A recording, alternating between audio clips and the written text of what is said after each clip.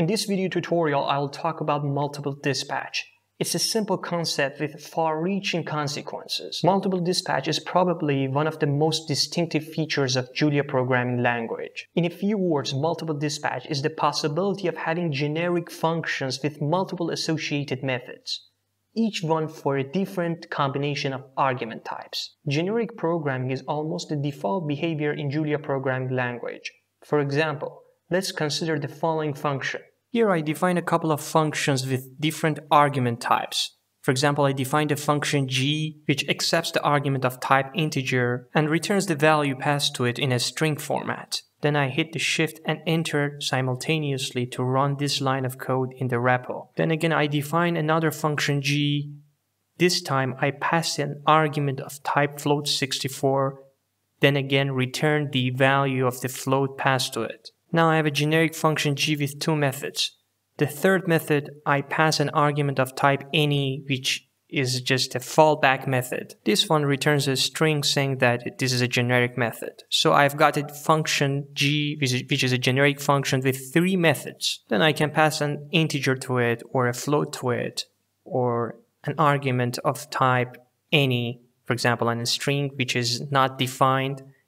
This is how the single dispatch works in the Julia programming language. Basically, depending on the argument type passed to the function g behaves differently. Now let's define the fourth method. I pass an argument of type number, so any subtype of number passed to the function g would be acceptable. So if I pass an imaginary number or a complex number, the function g returns the imaginary number, printing that number. Now I add a couple of packages to the Julia environment. One of them is the spatial functions package, and the other one is the benchmark tools package. Here I want to have some creativity and actually develop, or let's say extend the gamma function defined in the spatial functions package. Then I evaluate the performance of the gamma function by passing some arguments depending on the extension that I have already defined, and check out it with the btime macro.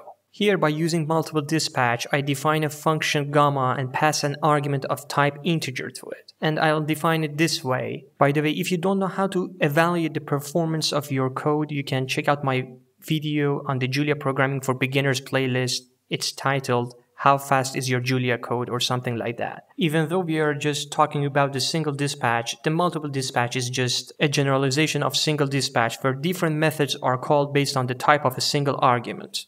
Now I use the btime macro and pass an argument of type float to the gamma function. As you can see, the benchmark result shows 63.618 nanoseconds.